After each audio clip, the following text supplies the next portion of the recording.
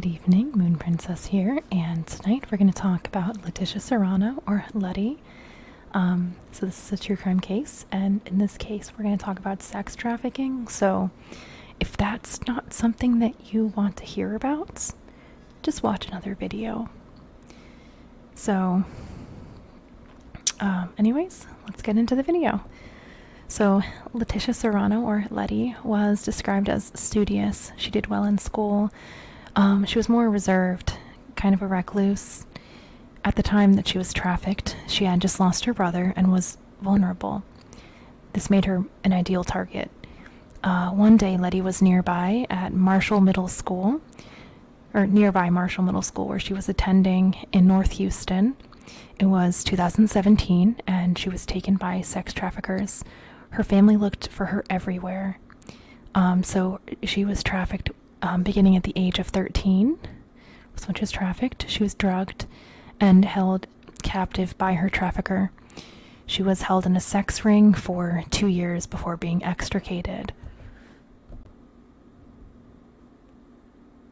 Her family found her near Moody Park in Houston 2 years after she was forced into trafficking. She was found in an abandoned home, according to her grandmother. When describing the location where they found her, she said there were mattresses, little girls' bras, chemicals they used to mix drugs with. So her grandmother Rivera was alright. She also said, "I want the community to come together. Houston needs to come together and ask for these houses to be removed, torn down." Police were notified about her case. It had been reported.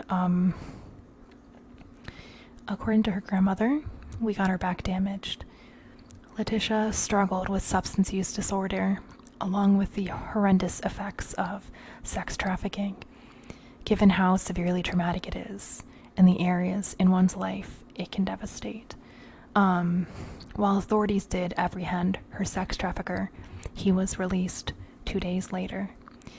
After being helped out of trafficking, Letty tried to return to her trafficker multiple times, which is unfortunately the nature of trafficking. The coercive control and manipulation, the hold that traffickers have over survivors.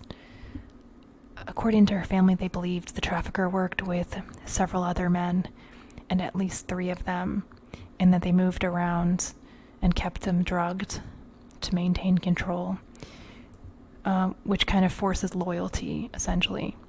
It's a strategy that is often used by traffickers. This same trafficker went on to traffic other 13-year-old girls after her. Tragically, Letty never recovered. She tried to smile as she attended her quinceañera at 15, but early the next day, morning of Saturday, October 12th, 2019, she locked herself in her bathroom and committed suicide. Her father tried to get to her. By the time he did, it was too late. She died in her father's arms. They went from celebrating her quinceañera to planning her funeral. Her father says that she wanted to be with her trafficker, who she had been with since 13, but that she didn't want to hurt her family. What happened to Letty broke her father's heart. Her father's name was Letty Serrano. Letty's grandmother feels she let her down. When we got her back, she was already broken and addicted at this point. The road to recover was and is one of the hardest things for any child to overcome. Family asks that her death does not go in vain. They did reopen her abduction case, according to some articles that I read from 2019. When speaking of her trafficker, Letty's father, Letty Serrano, said, "I want to see him in court. I want to tell him it's his fault my daughter is dead." Commander Jim Dale of Houston Police Department, Vice Division, talks about the need to have more school training on this stuff. I agree. I actually did a presentation on sex trafficking of children, so this is definitely a subject that I'm very passionate about, and I would be happy to do a video just on trafficking. Anyways, so family shared about how sex trafficking is occurring often in Houston, as well as in DC and lots of other places. Micah Gaboa, executive director of Elijah Rising, an organization which works to end sex trafficking.